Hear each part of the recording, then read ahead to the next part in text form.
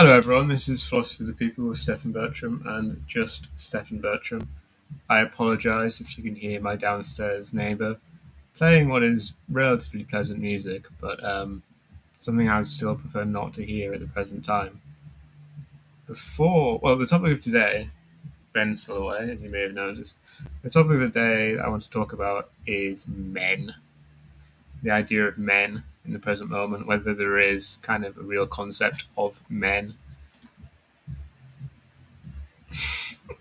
Soon noted that we've started in time because it's a Stefan stream. But for the first time ever, I was almost late today.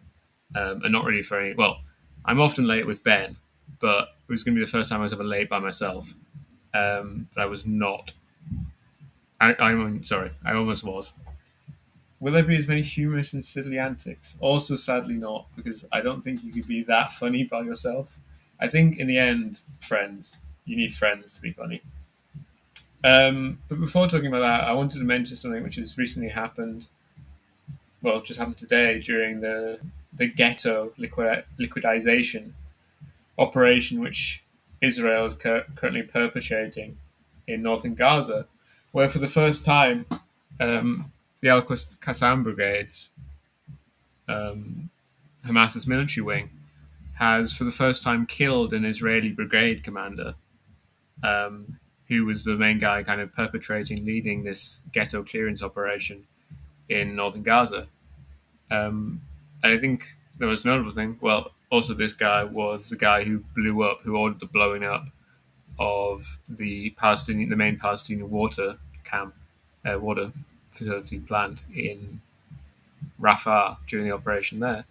But I think the most notable feature of this is that they killed this guy by rigging an American bomb that the Israelis had dropped on Gaza.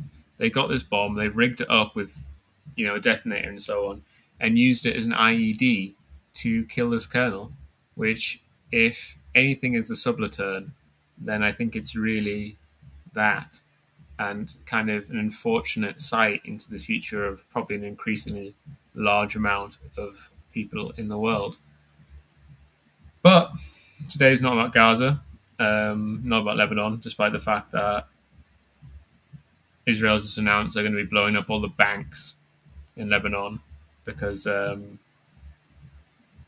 they are Hezbollah. Banks are Hezbollah, which obviously shows how anti-capitalist Israel is.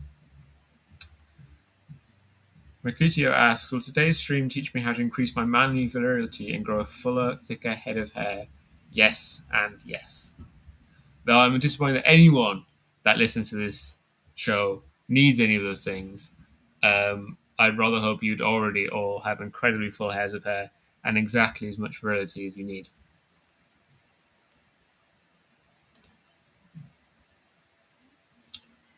I would begin the discussion of men, and obviously in that discussion we'll talk about women. Notably, I didn't write anything about non-binary people or transgender stuff, which is, in retrospect, strange, but perhaps also good. I think my main point here is that concrete differences between genders are smaller than they've ever been. There's never been a time where men and women have been more equal than now. And it's one of those rare things where, say, in the past 40 years, generally our societies have become more unequal in terms of there is a small elite which has catapulted its way away from the rest of the human population. But in terms of the relationship between men and women and other genders, the gap has closed to a great deal. But this has come about at the same time as a great upsurge in conscious reflection on gender.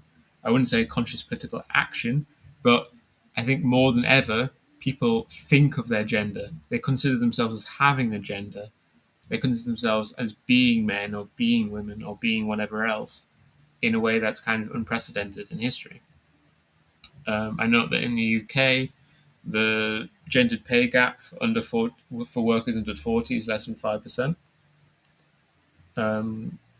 And that this kind of self-reflection is, in terms of men thinking of themselves as men, I think most directly comes from feminism. There is, it's also something which is, the reflection on whiteness comes from black advocacy politics, or whatever you want to call it, and the reflection on maleness comes from feminism, both in terms of an analysis of men, but also in terms of encouraging a certain personal self-reflection on these themes. Men are largely dispossessed in comparison to the position they were in. In terms of men, if we, if we add together working class and elite men, as we shouldn't, then we would get a situation where men at some point owned almost everything, and still now, actually, because of this fact where property is owned by such a small clique, most of the economy is owned by such a small clique, still actually ownership of things other than housing is dominated by men.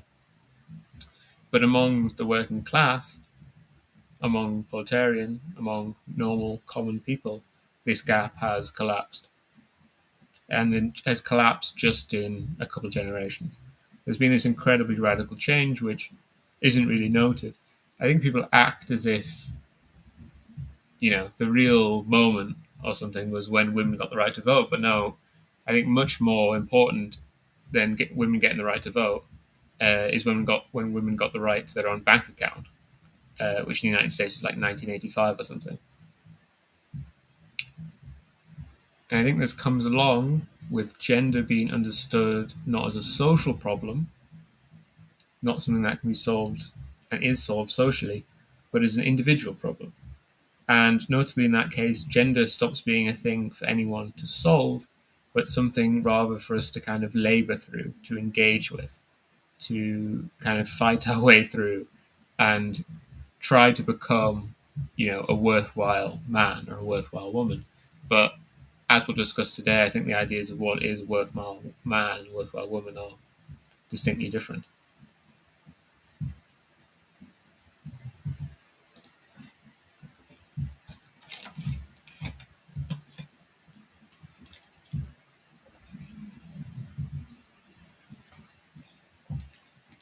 Well, this isn't true universally. I think in feminism, in most feminist literature, we don't get a substantive account of men beyond it being a position of power and domination. And that's good, to be clear. I think it might not be clear on this slide, but this is a good thing, because the alternative would be essentializing men to certain particular characteristics. And it's good that generally feminism avoided this.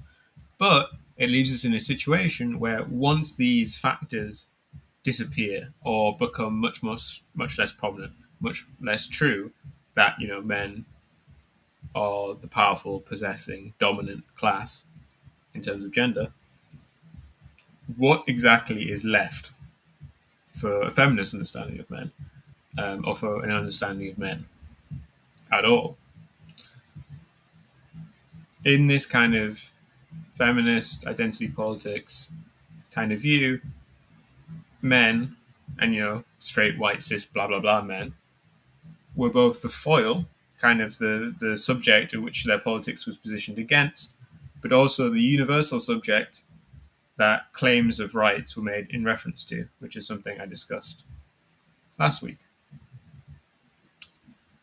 So claims of not having a certain right were made in reference to this partially imagined, partially real group which did have this right.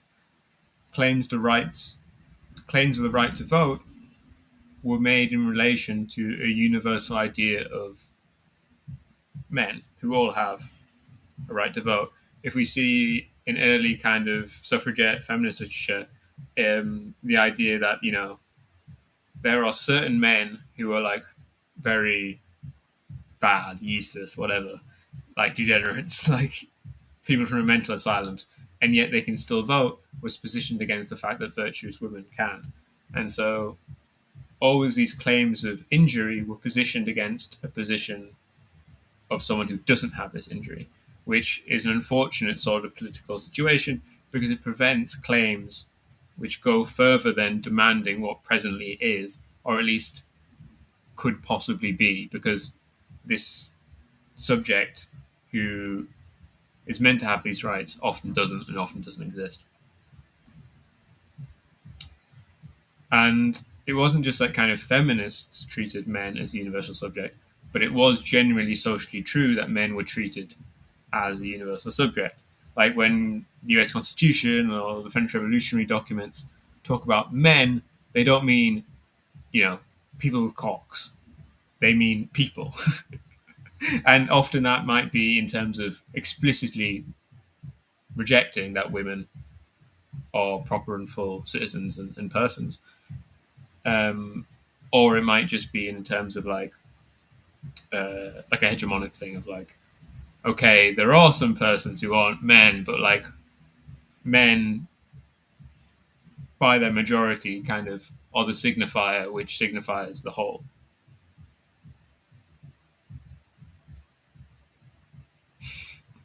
What is a man? A miserable little pile of secrets.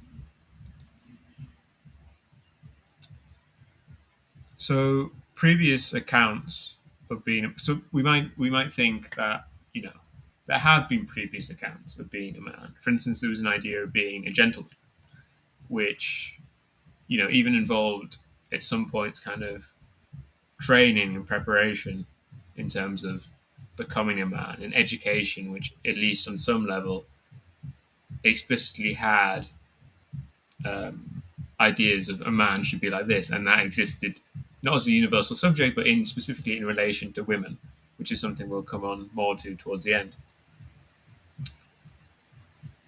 But this was always exclusionary of the working class. Ideas of chivalry were always exclusionary of the working class. So, of course, at that time, the working class was much, much larger, and the kind of class of men to which this idea applied to was much smaller. But the same thing is going on.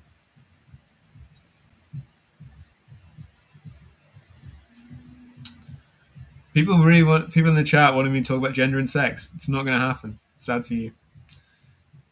By contrast, feminism pushed two ideas of women. Women as they presently are, generally regarded in a negative sense, but not seen as responsible for that. So there was an idea in feminism that women aren't kind of valorizing themselves. They don't regard themselves as, they act for the sake of others, not for the sake of themselves in a way which is self-destructive and not useful for them or the society in the end. And they also projected this positive future idea of what a woman should be, which, is a woman both for herself and for other women. This idea of sisterhood, where you have a woman who's for herself and for other women, and more broadly is pro-social and so on. But this account of a universal kind of brotherhood, I talked about brotherhood quite a lot last week, but that was when it's positioned, when these ideas were talked about by men and to men, it didn't mean men. When it talked about brotherhood, it wasn't actually talking about men as men, but men as standing in for a universal subject.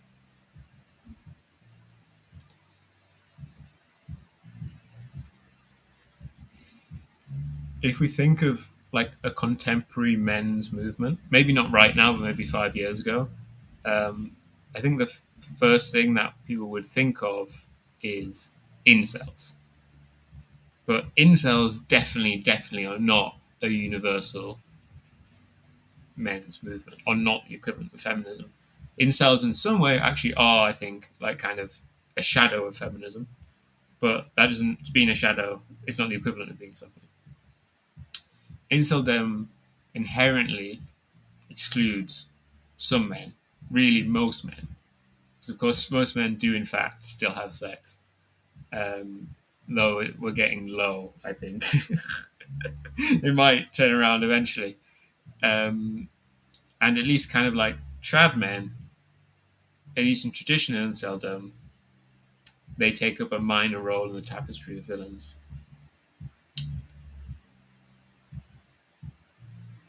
Not as much as women do, certainly in the tapestry of incel villains.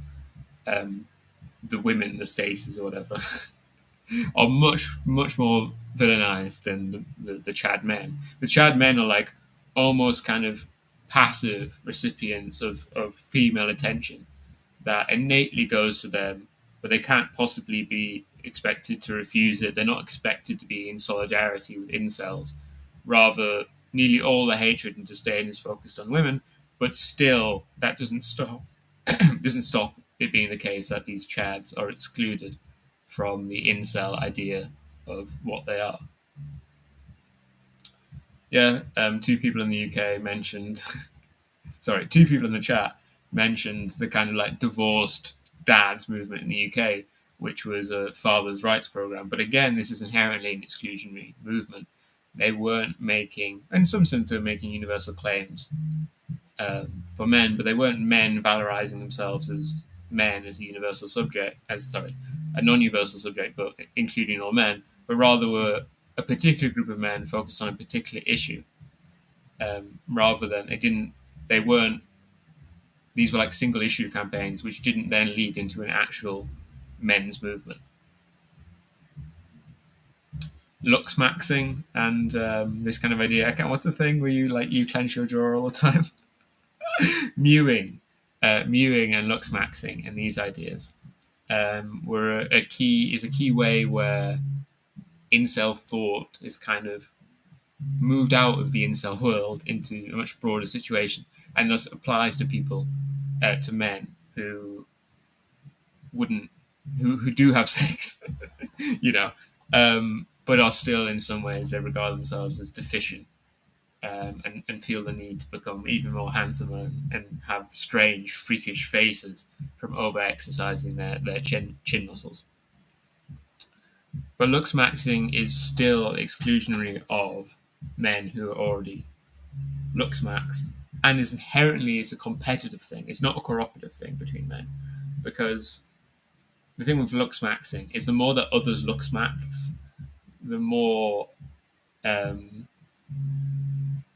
the more that they're able to, like, the higher the competition gets. As people get, imagine if everyone just did have the power to become more attractive via engaging these particular personal rituals, that would just steadily raise the average level of attractiveness, especially because if we take looks maxing at its word, which I don't think is true, as you do more of it, it has more of an effect. So the really committed people will become more and more handsomer, while people who are only mewing and grinding their teeth and biting on leather straps or whatever these guys get up to for only 1 hour a day instead of 4 hours a day, they would fall behind in the looks maxing world.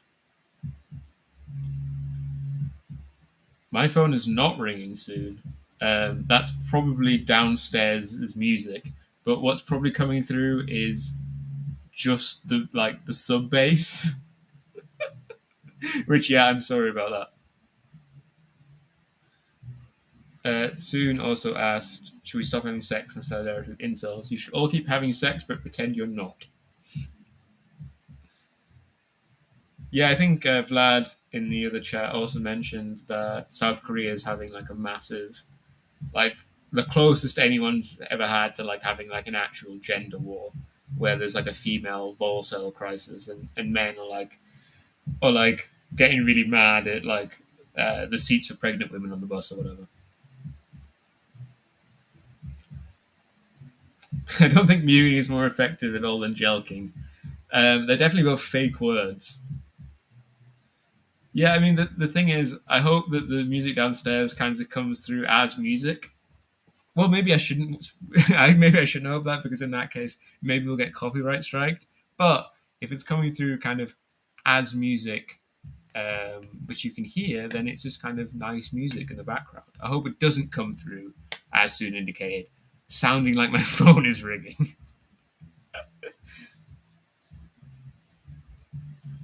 um, and I think this inclusionary structure is evident throughout all sorts of male rhetoric, where there's a lot of male rhetoric on YouTube, which is like, guys, you need to become rich through following my 8-step plan to dropship on Amazon, which I'm charging $300 for. And what it does is it tells you how to buy things and then sell them to credulous idiots for more money. But structurally, that's obviously exclusionary. We can't all become dropshippers. We can't all become rich. It's an even more obviously impossible thing than us all becoming Chad Jord based individuals. Though, of course, free thinkers have audio issues. The thing is, I'm normally fine, and Ben's the problem. But today I have an unavoidable problem. I mean, I guess it's not unavoidable. I could go downstairs and complain to my neighbour, um, but I'm not going to do that for one because it would take a while, and then they just wouldn't be 3 miles away. Um, Notably, this kind of drop shipping, jelking, mewing, lux maxing, blah blah blah, is also something which is evident in kind of the most degenerate forms of girl boss feminism. And I think this again returns to the point that in the contemporary moment, while we're all kind of trying to reinforce and re-emphasize our gender differences and re-emphasize our sexual difference and re-emphasize our racial difference, the actual concrete reality is that we've never been more similar than we ever have before.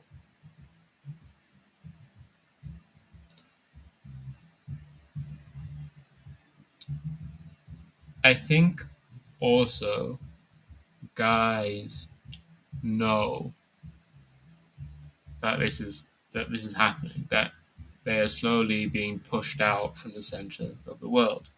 Less that they, but that they are in like they realize that they're in a different relationship to the world than their father's generation or their grandfather's generation, and so on and so on. And I think this makes claims of kind of injury in reference to a universal male subject more and more difficult to take seriously. I think men understand that they're no longer the dominant fulcrum around which the world revolves, and are aware that both they have steadily become dispossessed and they're steadily going to become dispossessed of their share of the pie, while that pie is also shrinking as the working class falls more and more backwards in the absence of a real concrete workers' movement. Male real wages in the United States have been static since the 1980s, while the only gains for the working class have come in terms of a large increase in women's wages. I can't remember. I think it might be there's been a 40% increase in women's real wages since the 1980s, which adds up to a 23% increase for the entire working class, while men's real wages have stayed the same.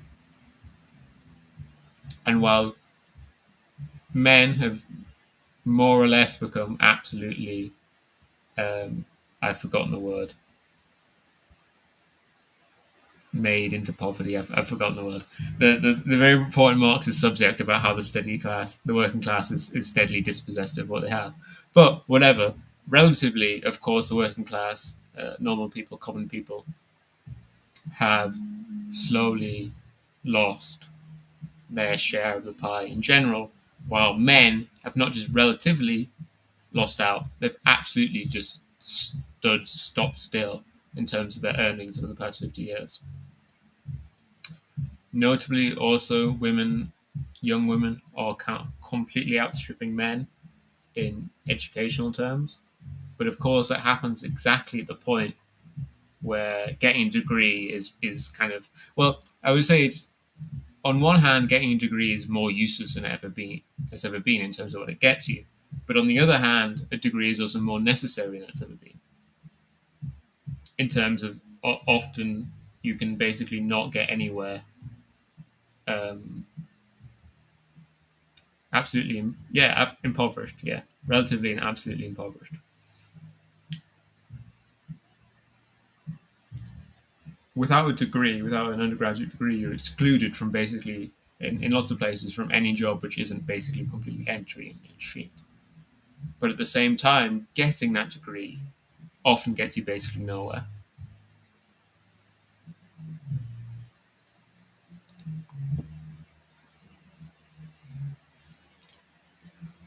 Under these circumstances, what sort of male subject who thinks of himself as male, as a man, what sort of male man for himself who understands himself as a man could emerge?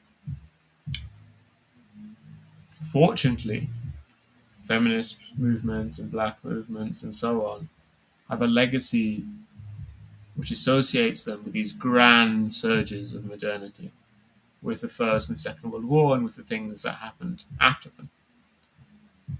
Especially the black movement is also associated with Marxism. And I think these are the main factors which stop these movements from completely degenerating into, you know, stops them completely generating into girl boss feminism and like black prosperity gospel kind of stuff.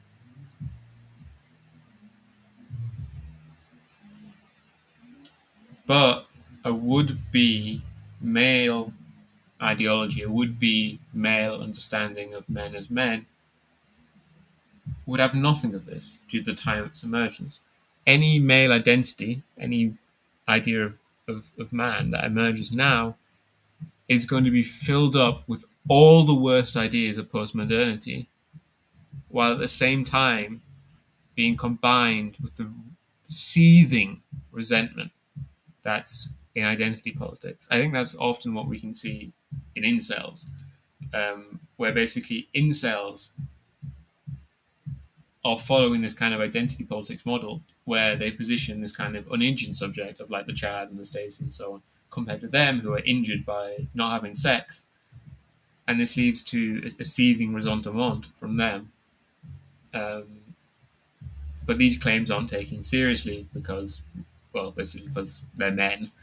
And, you know, they're not just men, but they're low class, low status men who have no real political or social power and aren't actually making any effort to gain political or social power. As well as the fact that, you know, there's always been this class of excluded men um, who were basically socially worthless, apart from basically from the 1940s to the 1970s. This any possible male movement and male identity will also come in a point where everyone is super psychologicalized, super individualistic. We imagine ourselves as like having a psychology. Our mind is constantly turned back in on itself. We're always thinking like, oh, do I have anxiety? Am I feeling anxious now? Like, am I depressed? Do I have ADHD? Do I have autism? And this goes along with, oh, am I really a man? Oh, might have been non-binary. Like, what is it to be a man? You know. While at the same time, we ask all these questions, but we don't imagine, and we also just think about them in individual terms. And when we, you know, if we're going to consult, like, if we want to discover the truth of these things, there's no social reference for them apart from going to a psychologist and hoping that they will kind of reinforce what you think is going on inside your head.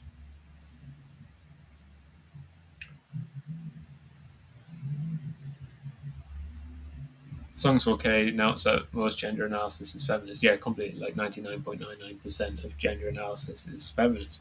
Which I think, actually, if you're like some kind of base trad reactionary who still, you know, believes in education, because I guess some of them don't. If you're like a base trad reaction, you still believe in formal education. Surely you want to start the based gender studies department. Because obviously, on some level, there's still a rejection of gender on the right in the sense that, you know, we just need to be gendered naturally and to not think about it, not to be conscious of it. It just ought to come naturally for us. But I think this is giving way, and I think on that basis, these base trad whatevers should, you know, they should try and start base trad reactionary gender studies departments in their base trad reactionary university departments.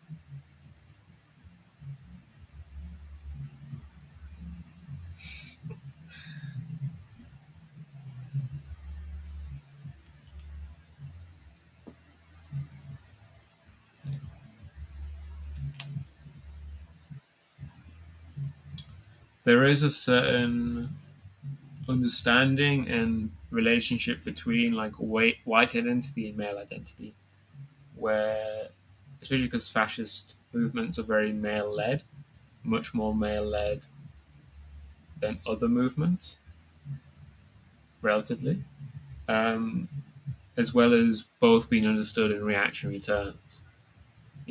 White identity and male identity are assigned a particular normative status where identity politics on the basis of being a man or being white is bad, while giving identity politics on the basis of being a woman or being black or whatever else is considered good.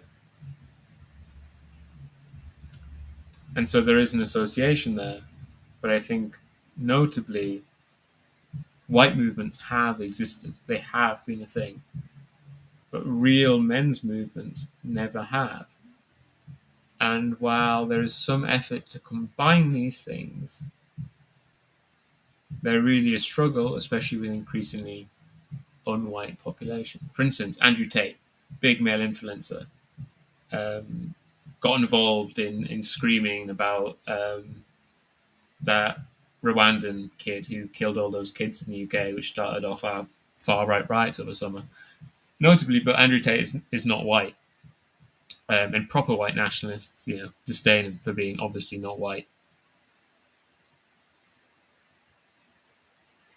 And there's also like an increasing decline in becoming white, because of course we're like there's a lot of demographic stuff where people are like, well, if we follow these tracks, then Latinos are going to become a bigger population than white.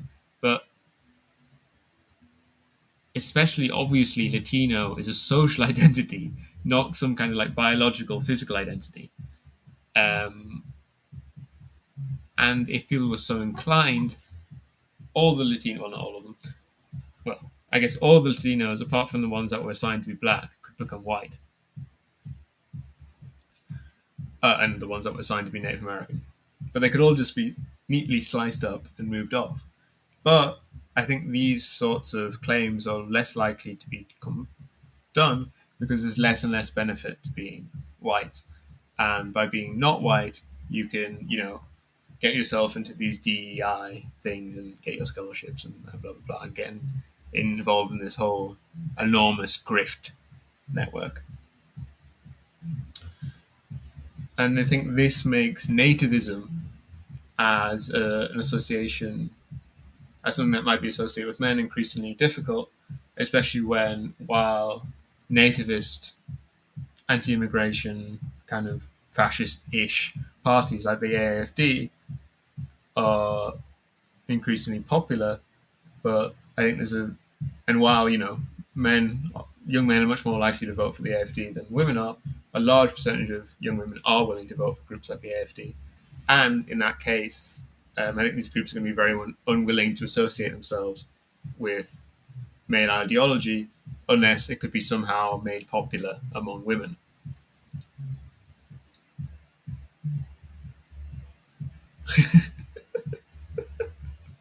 Someone was asking if Andrew Tate was Romani, if he was descended from the Travellers. No, he's black. Well, he's not black because he's British. But if you grew up in the United States, you'd be considered as black. Um, in the United Kingdom, you'd be considered white. But in the US, you'd be considered black.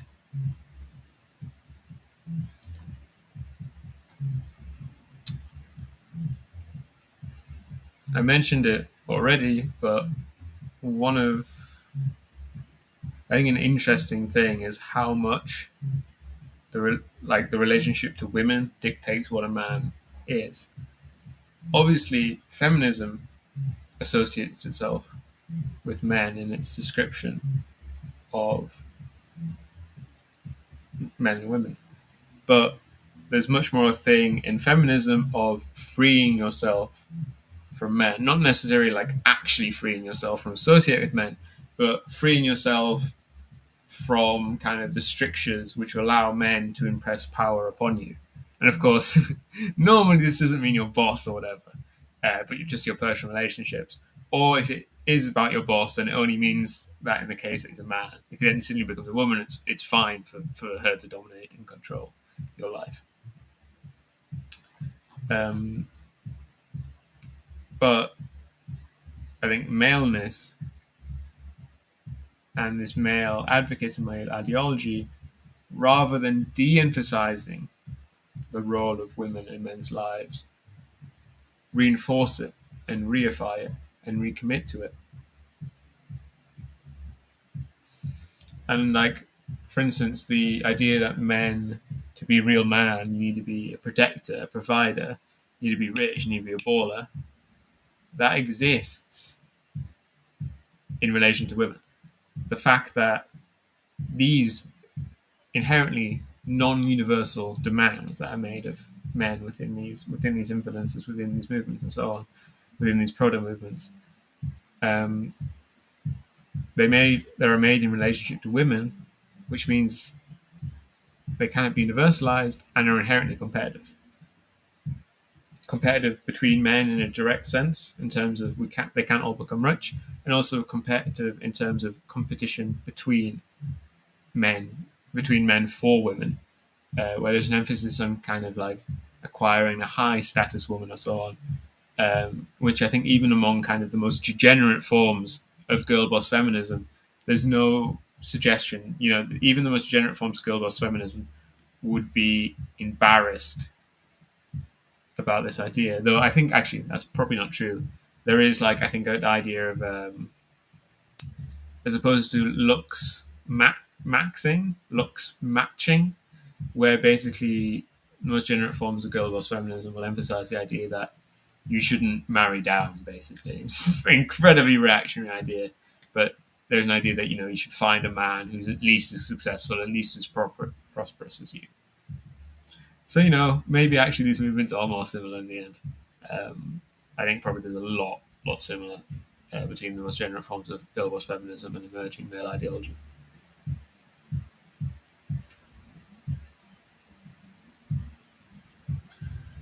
Ideas of accumulating wealth as a method of resolving social problems, I think, is relatively uncommon in feminism, where even in the kind of individualistic versions that we have now, the focus is very psychological in terms of like self-care and so on, rather than balling out.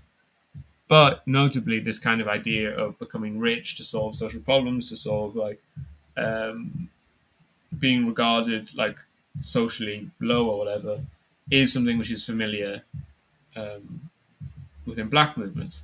Going back to Marcus Garvey's idea of a prosperous tenth or whatever it was, where there's an idea that there's an attempt at kind of universalizing the idea of becoming rich, of becoming wealthy as a way to solve social problems, in the idea that if a small group within an excluded group becomes wealthy, becomes well-to-do, they'll somehow drag up the rest with them.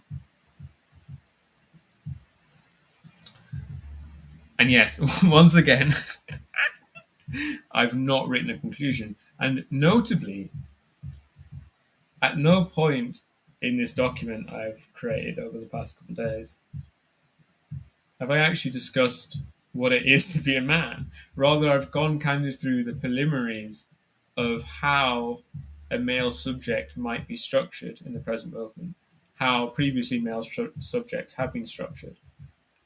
But I didn't actually get into actually discussing how male subjects are structured, apart from a few passing questions.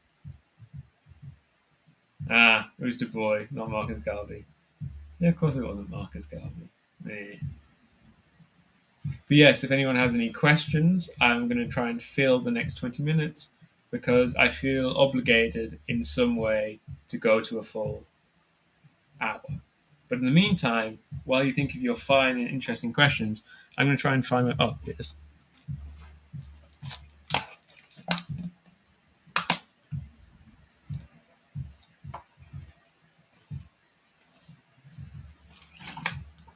The fucking crazy thing about Mewing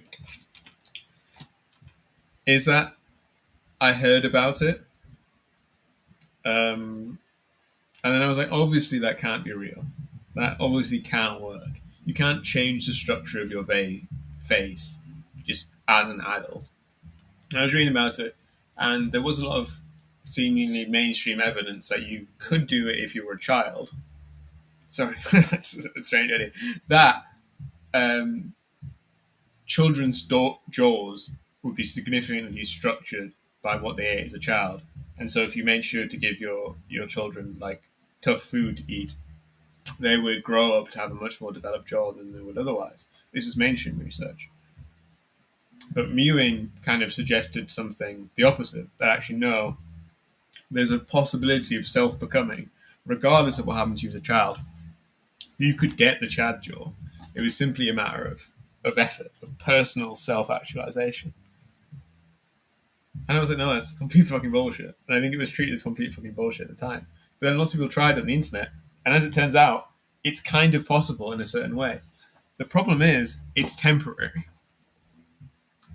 Because unlike kind of happening as a child where it like changes the bone structure of your face, what mewing does is it develops your jaw muscles and it gets you this really weird, exaggerated kind of jaw going on, which looks like genuinely like something out of a cartoon character or like of a Chad edit.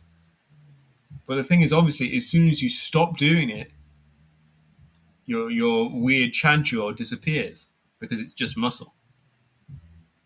In the same way that you stop working out and your biceps disappear. And there's probably like some minor continuing effect, but mostly there isn't.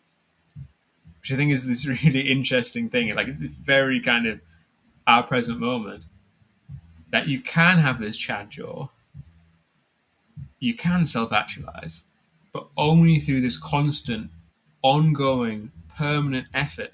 Where if you slip up or stop at any moment, suddenly your Chad jaw disappears. Attractiveness and kind of physical features, instead of being something that we kind of just accepted that some people were hot and some people weren't. And in the end, you couldn't really do anything about it. Instead, we now live in a world where we can completely change our appearance if it's through something like mewing, where we have to engage in this constant self practice, or if it's something like plastic surgery, where we have to first accumulate money. You can. Everyone can have a huge ass now if you're willing to pony up the money. An interesting fact about BBLs I learned recently. Um, now this is proper. This is revolution late night fare. An interesting fact I learned recently about BBLs is that actually surgical BBLs are much safer than injectable, non-surgical ones. Which on one hand kind of makes perfect sense because surgical ones have to actually be done by medical professionals. Well, at least in the UK, the injections can just be done by any old fucking idiot who happens to have them. But yeah, because the injections can cause like embolisms or whatever by getting inside your bloodstream, while the surgical ones are actually really quite safe, apart from the fact that you now have a ridiculous ass. What have people been saying?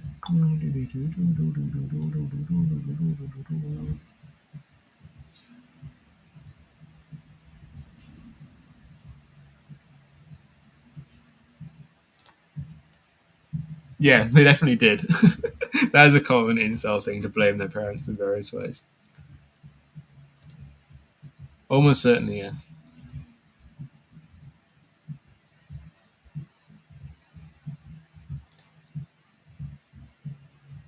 And there's some grim stuff from South Korea where, like, you have like especially because they have like a very like I don't know childlike idea of beauty. You have some terrible images of very cool, a little bit masculine looking, beautiful South Korean women turning themselves into like scary dolls, and it's very sad.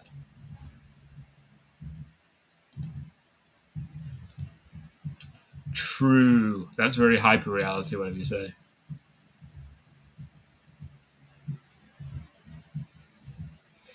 Yeah, I think there has been an aggressive replacement of men at the low level of corporate structure And yeah, like any kind of social phenomenon that emerges, if it can be, will obviously be used by the ruling class to kind of hammer home their own advantage. And the only thing really to do in this case, rather than particularly worrying about particular expressions of it, is to have a workers' movement which can strike back and instead use the social phenomenon to benefit the whole class.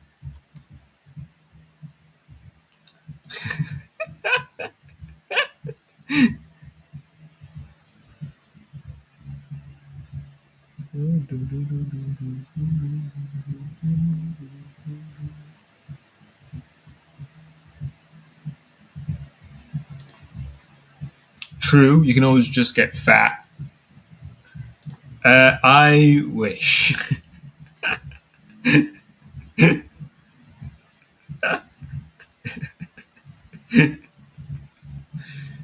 No, I mean, yeah, Vlad, you are right that, like, if there's a time to do it, it is in school. But that is, of course, the thing we've already discussed, where if everyone has a Chad jaw, no one has a Chad jaw, right? The point of getting a Chad jaw is to gain this relative social advantage, which, if everyone has it, becomes meaningless. Though, of course, maybe in communism we all will have the exact same jaw, not as a way of gaining social advantage, but to avoid any form of social disadvantage. I hope not, though. I hope 1,000 jaw structures bloom in communism. I think if we all look like the same kind of android, I'd be a bit sad.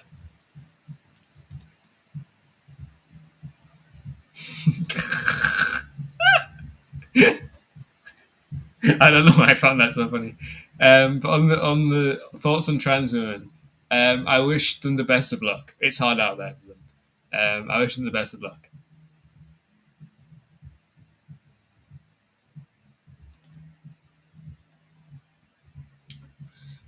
I have seen this crazy stuff where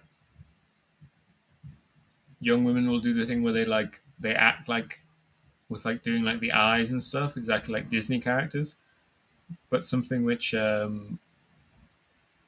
was never done by humans before Disney did it, and is much more suited to non-humans, these animated models, than actual real humans.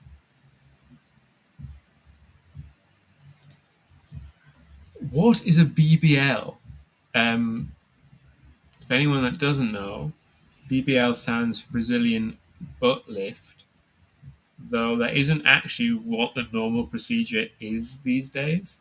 I think the Brazilian butt lift was a specific kind of surgical maneuver to kind of make a butt more perky, but that's not actually what BBLs normally refer to these days, where BBLs are either injection of foreign material or fat transfer, liposuction from one part of the body to another, um, in order to give you a huge fat butt.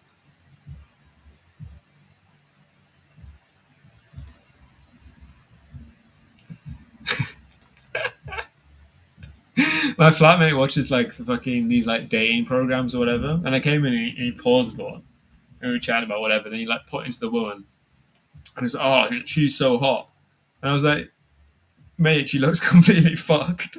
She looks completely bogged." And he was like, "What do you mean?" I'm like, "Look at her. Look at her lip. The right side of her lip is twice the size of the left side of her lip, of the same lip. The right side is twice the size of the left." He's like, "Oh shit, I hadn't noticed." And we just looked at this woman for a bit. I think probably she looked a bit better in motion, but paused. She looked like she was wearing her own face as like a skin mask. And he was like, "Oh shit, yeah, actually, she is completely busted."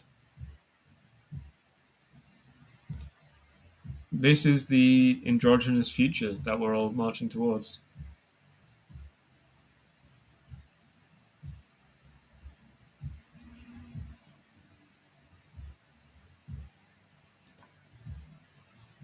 I don't know what that means. I hope I don't find out.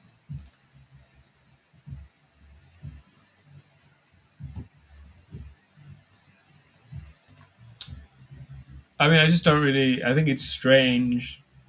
I don't have opinions on genders. I mean, maybe I do have like small, slight personal inclinations, but the thing with genders, like races, is I don't believe in them. I think they're fake. And so if I assigned any particular character to any gender, or because obviously trans women are not a gender, they are a description of a certain subset of a certain gender which exists in a relationship to a certain social and physical biological reality. Um, but even in that case, there's still no universal features that they share. Um, Not even like what do you call it, gender dysphoria or whatever.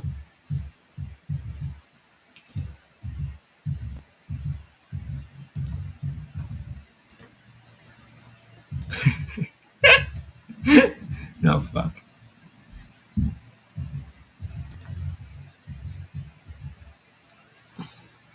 So true.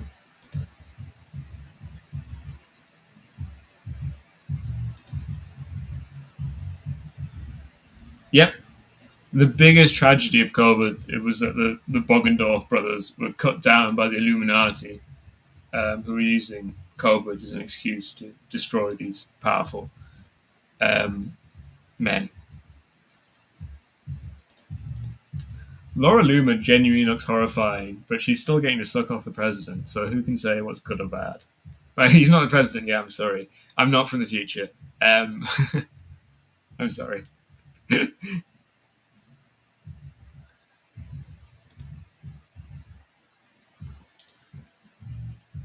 Mewing is actually probably not as bad as you might think. It's just a thing where you exercise your jaw in various ways to make it more and more prominent. I don't do it because I think my jaw's fine as it is.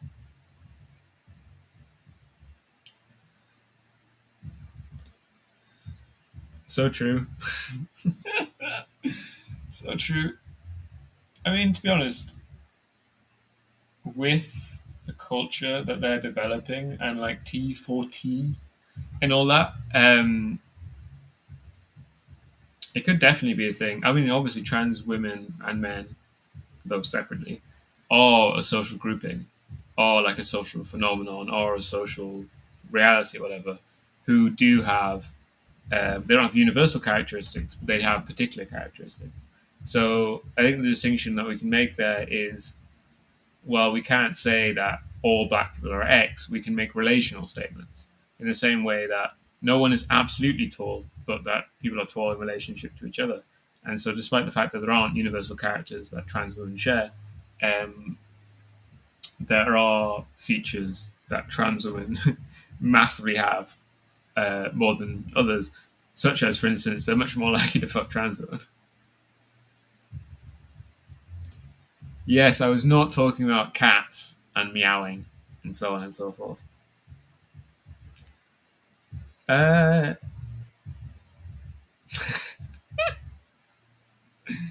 my other recent thought on BBLs was, well, if there's BBLs, why aren't there BBLs? Can they not do that for boobs? And as it turns out, through some very academic and uninterested research, they can do that, but but it often in most women it doesn't take. There'll be some who do like saline injections in the breasts, but for most women that have it, the saline just leaves the breasts and goes elsewhere, and after like a few weeks, everything just returns to normal.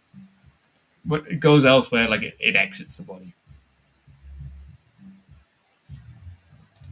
Oh yeah, that's true. You're also meant to have your tongue at the roof of your mouth at all times. But again, I also have my tongue at the roof of my mouth at all times where I'm not using it, and I find the idea that other people don't really weird.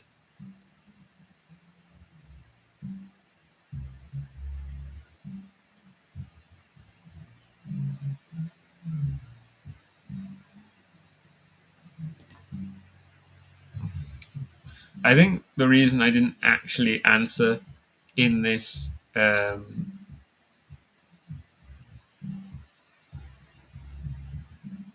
I didn't actually answer is that actually my thought on what is it to be a man and what is it to be a woman as we go into the future is that there won't be a particular answer. Rather, there'll be like 1,000 different masculinities and 1,000 different femininities, which maybe share like a super broad structure. But I think to relate back to the discussion about trans women and trans men, I think rather because the thing is, being a man, being a woman, it's kind of boring. Probably a lot of the appeal of being non-binary. No one wants to be in a group which is like 50% of people these days. Everyone wants to be in like a tiny, rare, exclusive, and incredibly oppressed minority, right? And so I think, but also people don't want to be trans because being trans like actually sucks, and is like trans people are socially hated and disdained. And so I think a way that you can become a super rare, cool gender person without making claims to transness is rather for men and women to be broken up as categories, which is exactly what we have when we have this idea of starting with alpha and beta men, but then that has spun out into sigma men and all these kinds of ideas where you're instead of being a man, you're an X man, you're a sigma man, you're a beta man, you're an alpha man, and they'll just use the whole Greek alphabet to make up more and more esoteric categories of men, which are meant to have these particular characteristics. But it's an obviously very performative thing where guys will be like, "Oh, I'd be like, I saw a fucking image macro on TikTok and it described features of a sigma man and said only 2% of men are sigma men. I think it'd be cool to be 2%, so I'll become a sigma man." But then it just leads to this performance where you check the image macro and you're like, "Okay, sigma man does X, Y, and Z, so I'm going to do X, Y, and Z."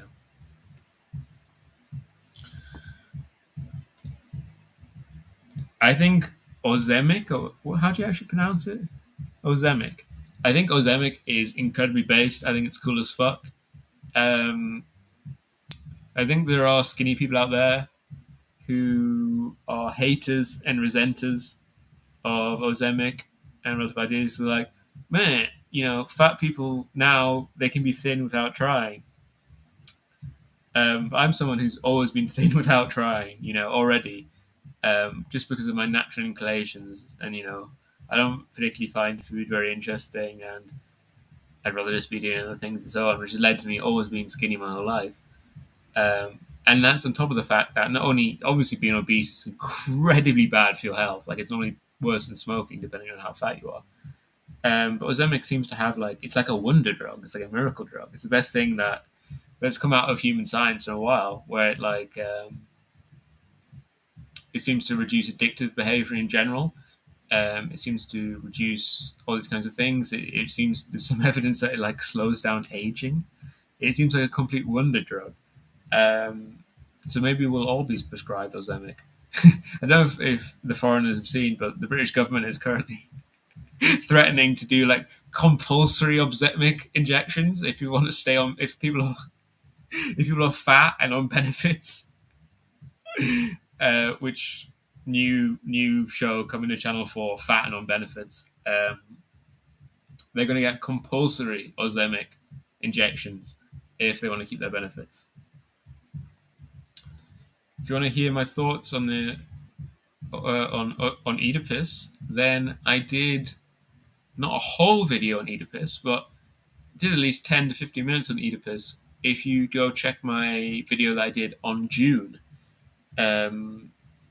June, it'll be hard to find it because if you search for the name, you just find people saying the opposite. But if you search for the video with "This is Revolution," I'll give them an argument with the title. No, Paul really is the hero of June. You can find that, and you can find my discussion of Paul as Oedipus as being very similar to the Greek tragic heroes, and the discussion of how Paul's story and the story of Oedipus are very, very similar. Obviously, the Oedipus complex isn't really much to do with Oedipus, but it's an excuse for me to actually talk about Oedipus, the Greek tragic hero, which I find much more interesting than Freudian blah blah.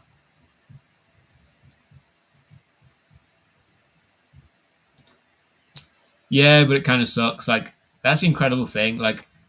it's for the best that guys can't increase the size of their cock. But it is funny, like it's probably the most desired, universally desired thing in terms of cosmetic procedures. But all the ones that exist suck, and some of them are like so bad that people have been like, "Oh, I got this procedure now, my dick's smaller," and like they can't obviously because of the physics of it. It's really hard to make it longer. All you can do is make it thicker, but not in a way which is at all appealing. Um, but it's for the best because if men were able, I could say cockhabbers, but I think this obsession is a particularly male one. I think probably if you become trans, you probably stop wanting to have a 15-inch cock. But every man wants to have a 15-inch cock. That's just universal. They don't care that it would make them sexually useless. If they had a choice, every man would say, yes, I will have a 15-inch cock. So it's for the best that they can't be allowed to do this because as soon as they would be able to, they would all do it and then they wouldn't be able to have sex. Uh, and they wouldn't care. They'd be like, well, I'm happy. But it's probably best um, for now for humans to keep having sex, I think.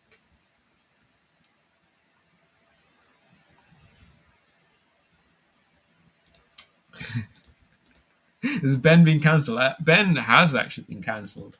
Ben got his like short. I was going to say short story. That's not true. His like essay collection cancelled. I don't know who it was, but it was Rapier or someone. New Rapier. They're called Zero Boots again now. I don't know if it was them or someone else, but yeah, they cancelled him because he went on Joe Rogan. But he's not here because he's been cancelled. The being cancelled probably will help him get on here because it means he has less things to do. So maybe now he has to look for a new publisher. But he's just not here because he's busy. Guys, what's your Mays Briggers Mays Briggs personality thingy? What's your 4 letters? Um, Unsurprisingly and embarrassingly, I'm ENTP, which is literally called debater. And like, yeah, it's meant to be. It's like the extroverted philosopher one in a completely kind of unsurprising twist of events.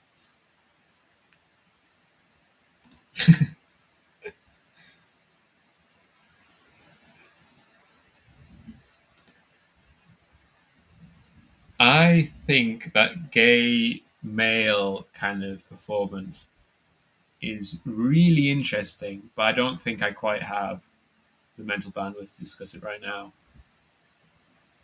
But it's really interesting because I think if there is actually, I talked about the idea of men for themselves or men self-valorizing. I think if there is actually a situation of men for themselves and male self-valorization, it's within the male homosexual community where they have this whole culture for men and with men and this structure of, say, sexual behavior, which wouldn't make any sense if women were involved in it.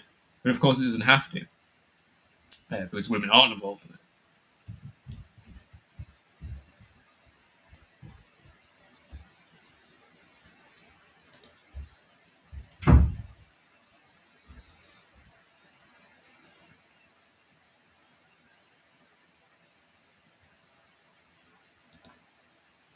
Maybe. But I'm a person who would like, I wouldn't actually get Elon Musk's brain implant, but like on some level, I would like to.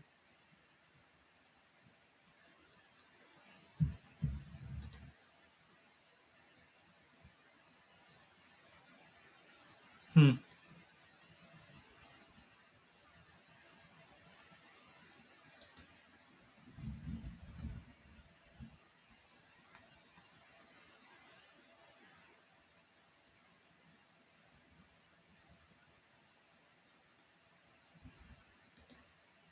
Yeah, because that's the thing.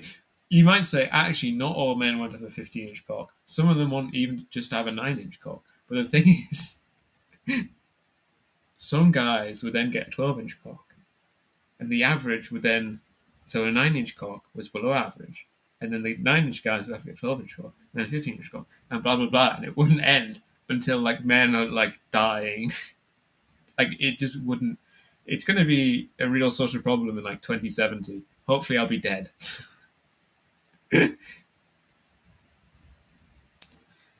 I remember there was in that I can't remember what it's called, male gigolo, blibble blibble films. Like the villain in the second movie or something, he like pumped up his dick so much that it like exploded. Which is obviously not how it actually works, but how it worked in the film, and that scared me for life.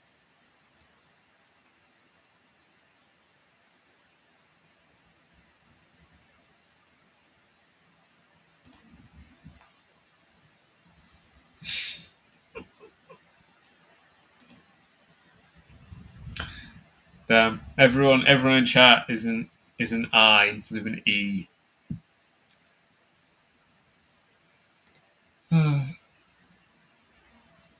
if if chat doesn't know, I'm a big Cumtown fan. Sadly, it doesn't exist anymore. Cumtown's been abolished.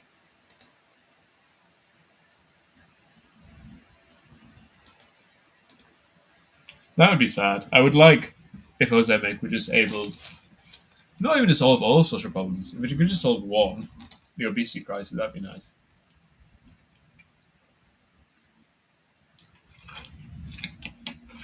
I've discussed this before, but I think we've very much given up on solving social problems with any tool which isn't science, which is this thing where science is incredibly effective. It's the best social phenomenon we have. It's the best kind of social whatever that we have. And it's incredibly useful at solving problems. But at the moment, it's literally the only thing we have. There's basically no hope otherwise. Without works movement and with capitalism and capitalists have reached the point where they aren't effective in solving problems. Not even in the traditional capitalist sense of like solving feudalist problems, reduce capitalist problems, but rather they just can't resolve any problems at all. And we're only left with science to resolve problems. But that's an immense burden for science that it can't possibly hold up. It's just what would happen. I'm 100% confident. Um, yeah, it would. The Dick Arms race would blot out the sun. Um, and on that bombshell, I'll say goodbye to you all. It's been a good stream. I'm glad everyone has had a lot to say in the post game. Funniest subreddit around. One of the best Come Town episodes where they just read off that the whole time. But yes, goodbye everyone, and I'll see you next week. I think Ben will probably be back, but maybe he won't. Now to find the outro video.